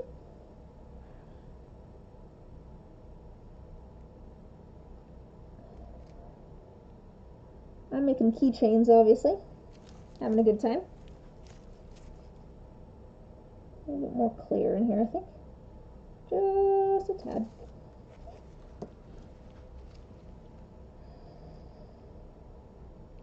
I'm not sure what I'm going to do after this. Might work on cleaning the living room. I was going to do that yesterday, and then I ended up working on making earrings. Okay, I'm going to set this green one off to the side as well. Again, as air rises to the surface, I want to have a little bit of extra there that I can then pour in.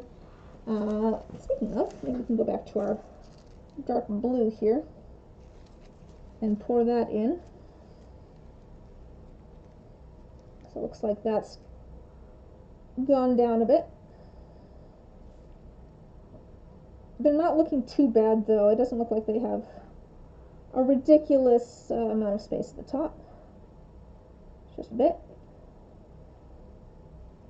Hopefully air bubbles have, there's still, I can see some air bubbles in there. I'm going to squeeze these a bit. I'm going to try and work some of the air bubbles to the surface. Squeezing them will hopefully get some of those air bubbles dislodged so they can start working their way up.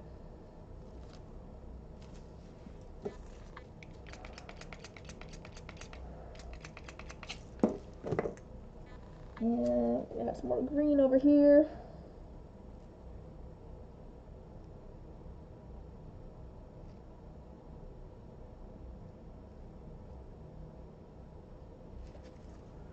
Okay, let's see here. I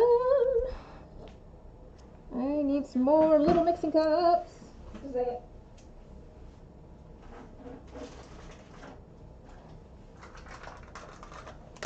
Got some more little medicine cups. Even different kind of medicine cup. No! Get off. Get off. No, I don't want this black feather on me.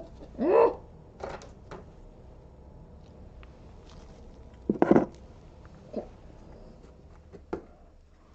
Next color. Now, you can tell it's getting thick by how long it's taking me to pour just a little bit of the clear resin. So we've done those two colors. Let's do our orange. We'll do orange next. Why not? A bit of orange.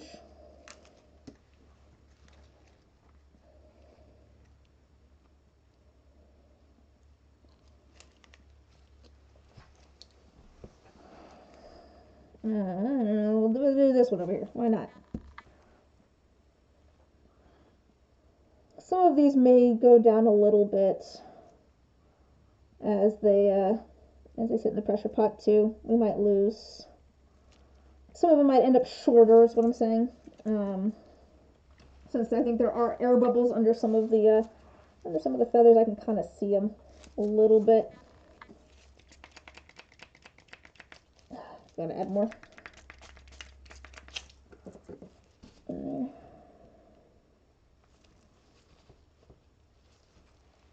But hopefully they're working their way out. Do want to squish. Some of these have kind of strange pointy bottoms to them, and air bubbles love to get trapped down in those.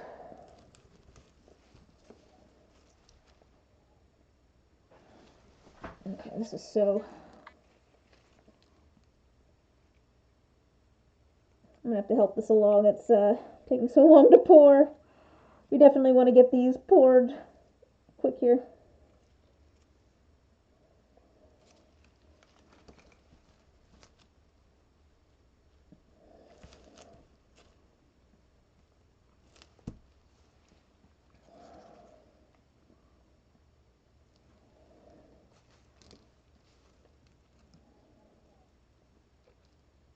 Okay, I'll just let that sit on top.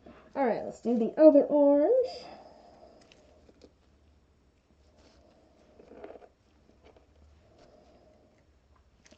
Alright, more clear.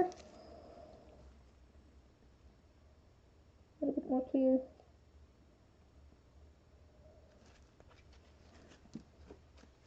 More orange. Just like the rest of the orange, really.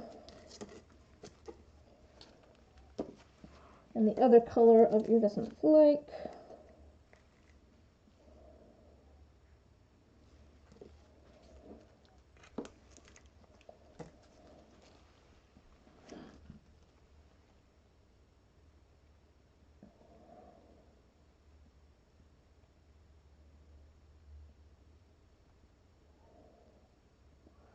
And then, okay.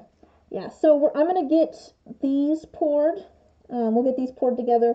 And then I'm probably going to go rush to get things into the pressure pot because this is starting to get rather thick. I definitely want to start getting things pressurized so that they can cure properly.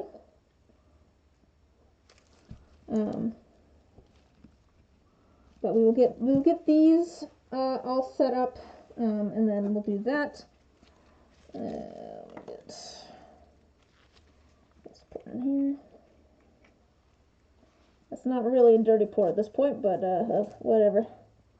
I'm racing against the clock a little bit. I can feel it at this point. I can tell that things are getting thicker. All right, set that over there. Let's do our light blue.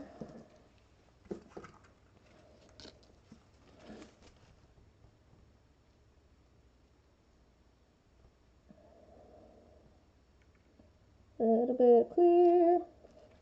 A little bit of, we'll do our blue. Blue flakes. And then our light blue resin.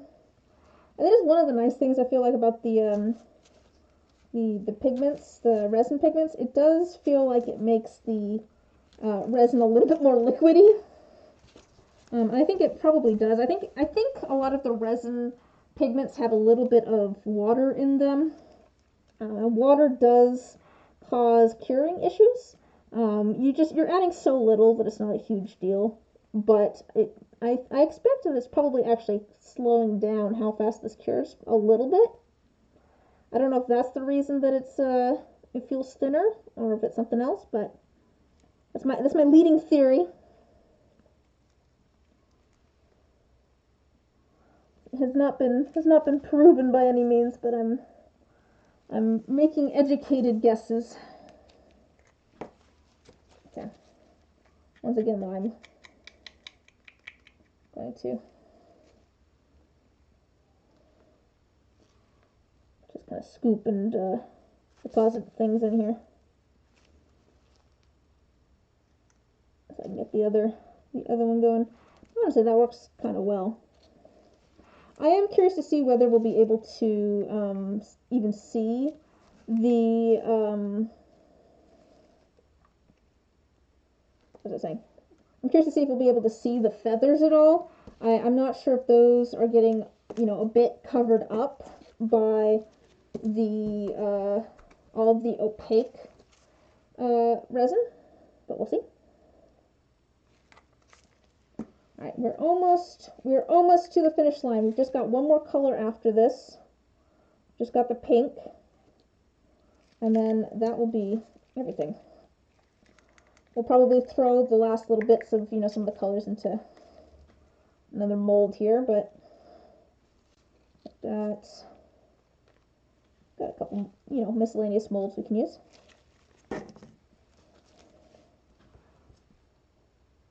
Look at this one. I'm trying to have like a good variety of shapes for each color too. You know, I don't want to do like 2 circle ones that are the same color, or 2 squares that are the same color. And I want to mix that stuff up.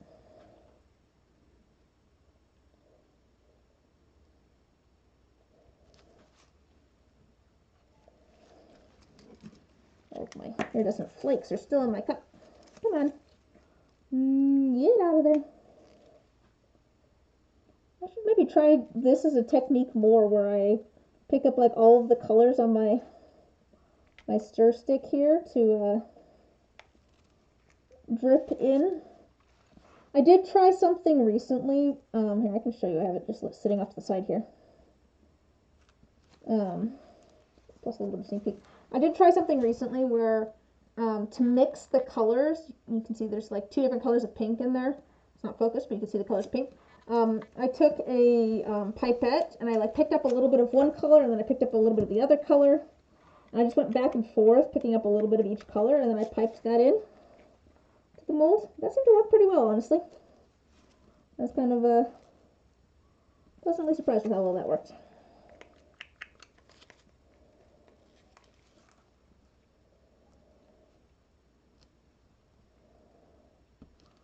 I'm just gonna scrape the last little bit of this into that one, because I'm gonna put the last little bit of blue into the other one. A little bit of clear and such.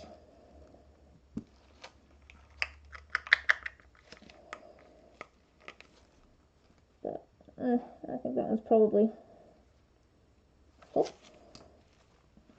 This one, that one had the orange and a little bit of blue over here.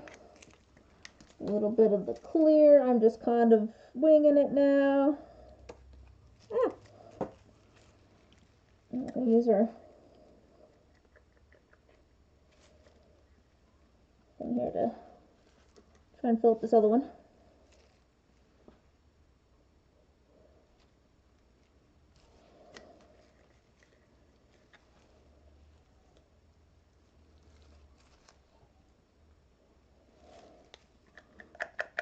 We'll call our light blue good.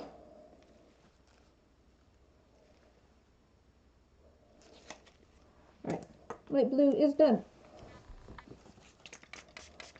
Let's get our pink all done. Last one. Last one is the pink.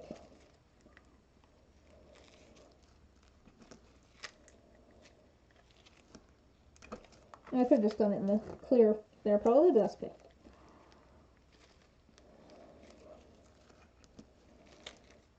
Yeah. I'm hoping these turn out, because like I said, this has been kind of plaguing me for a while. Getting some sort of monk design figured out has been, I've been, you know, trying to figure it out for a while. Oh, I can use the rest of this, so that's all. Maybe a little bit left in there, but that's okay.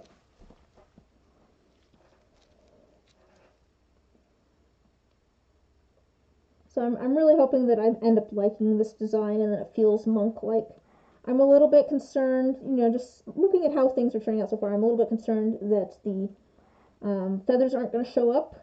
I suppose even if they don't show up too well, as long as I get a little bit of a swirl in there, it might still be kind of nice. But I was hoping to have it so that the feathers were visible. But yeah, the opaque colors are very strong. I think maybe a little bit less of the opaque colors next time might be nice, but we'll see. We'll see how things turn out. I might end up like being like, ooh, that's the best ever type thing. I'm gonna add a little bit of this here.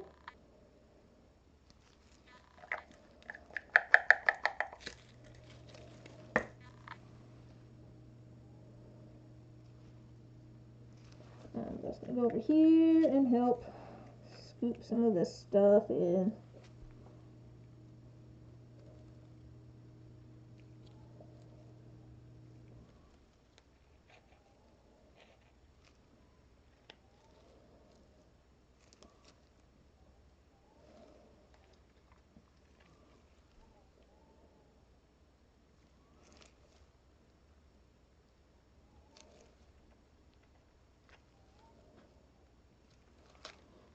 Alright, and then one more. Last one.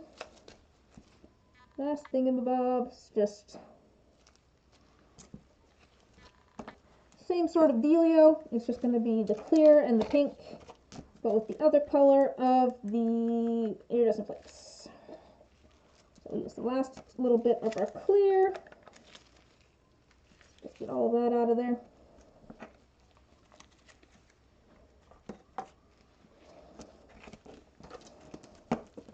Use the last little bit of our pink.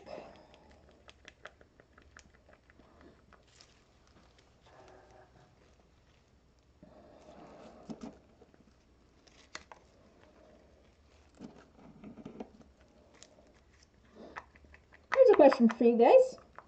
Do you feel like you're more likely to gravitate towards using super pigmented colors or like more muted tones? So these are all a little bit more muted. I think might even be a little bit more muted once they cure too. I don't know, maybe it's pretty close.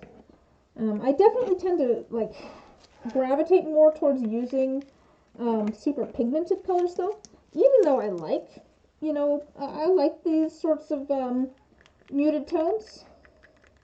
I think some of it is just because, straight out of the bottle usually things are more pigmented.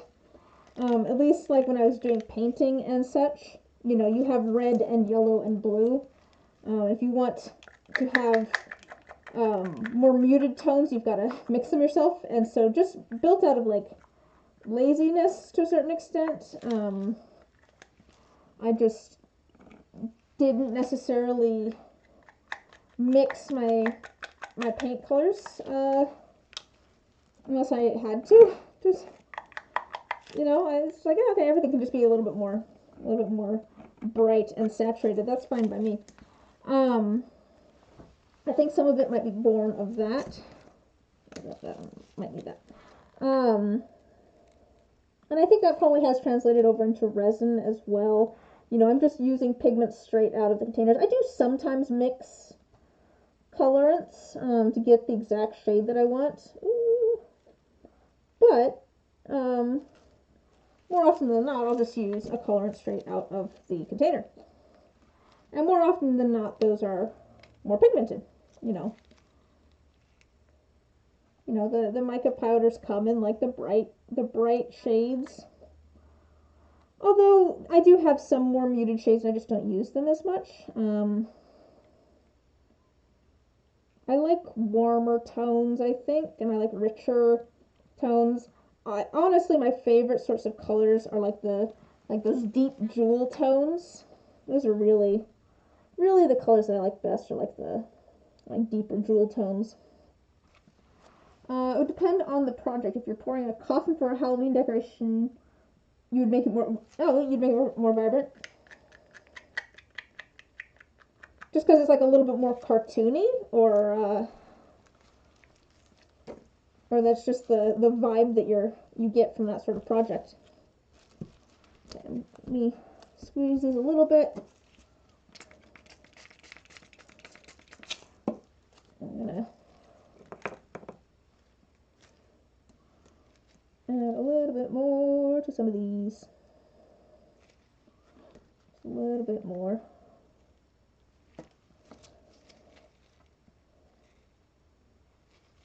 I want to make sure that these are filled up pretty full, so that if there is air bubbles in there, there's extra resin to kind of fill them in a little bit.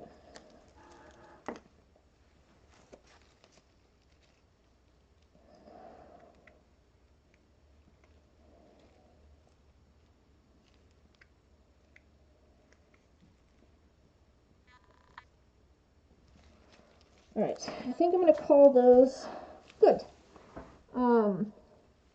Let me grab my thing here. So I do have a little bit of extra resin. Just the vibe from the project. Deep reds, purples, oranges. Yeah, there. Alright, let's set these in here.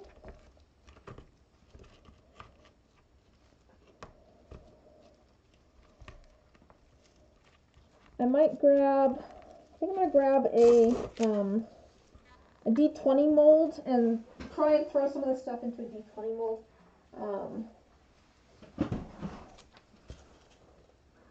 you're making a tray for someone, it would be more muted and warmer colors. Okay, fair. I mean, to be fair, if I'm... Oh, okay, yeah, that's interesting. I mean, that is also one of the fun things about doing commissions, I feel like. I mean, obviously things will kind of end up in my style, whatever that is, to a certain extent, because I'm the one making it. But it does sometimes force me to try new color combinations or new materials and stuff that I wouldn't necessarily think to try. I've let's see, let me think of an example here. I don't know. Definitely like more reds and muted tones. Wouldn't necessarily use those as much.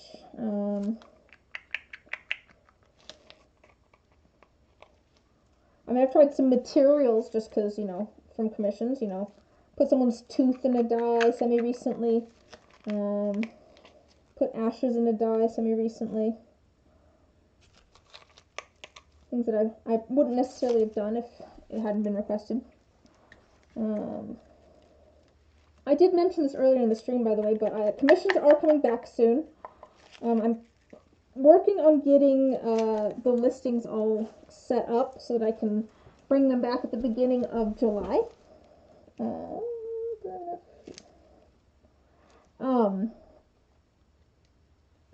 So I am getting all that stuff figured out. It's pretty much staying the same. I am planning on adding Vampire the Masquerade dice though, so I need to get some graphics made for that and stuff. Get some photos taken of some examples. I've got a couple of examples. I don't have a ton of examples of the vampire dice. I'm figuring out pricing on that. That's always the hardest part of things, is figuring out pricing. I never know how to figure out how to price things. I'm just kind of estimating how much time it's going to take me for various things.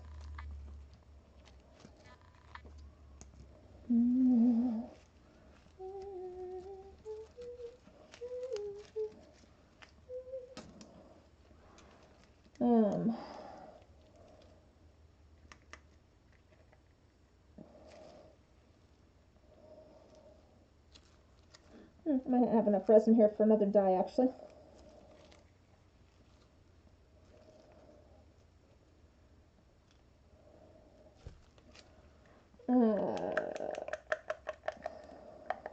But yes, I am planning on bringing those back. I enjoy doing commissions. I've had a nice little bit of a break. I wish that I could have gotten more done during my little bit of a break. But I have actually taken a little bit of time to relax, which has been good.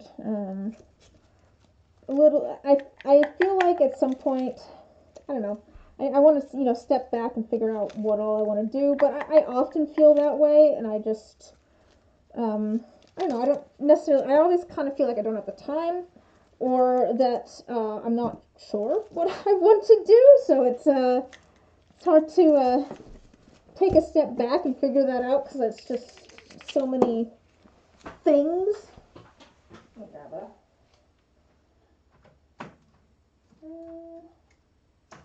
I don't know, let's grab a D12. I think I was running low on D12s. We'll do another one of those. I need to actually sort through all of my things. Yeah, because of the impromptu event I'm going to this weekend. I mean, the last event I went to went so well that I'm like low on my miscellaneous raw dice. And, keychains, obviously, I was out of a couple of designs, which is why I was originally thinking, maybe I won't stream today, I could go work on cleaning the living room. My brother and I were talking about cleaning the living room so we can basically watch fireworks from there on the 4th of July. I've got a really nice view out of my window. I live on like a little bit of a hill, which is nice. And then I actually signed up for the thing this next weekend. And I'm like, oh, I need to make keychains. I need to get stuff made. So here I am, I'll probably stream next weekend too. The thing I'm doing next week is just on Saturday. I'm not sure what I'm gonna stream. I might do like inking dice or something. I do have a couple of sets of dice that I want to get inked. If you guys have ideas for things that you would like to see, feel free to let me know.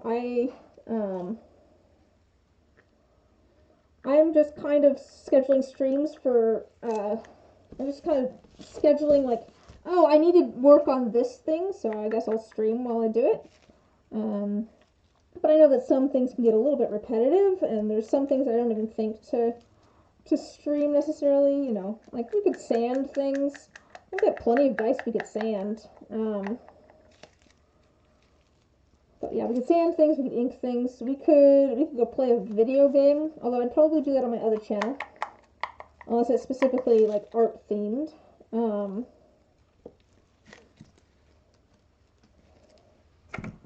But yeah, if you have ideas for things you'd like to see streamed, do let me know. I mean, if you have things you'd like to see in videos, let me know too. I have a little bit of a backlog on videos that I need to work on.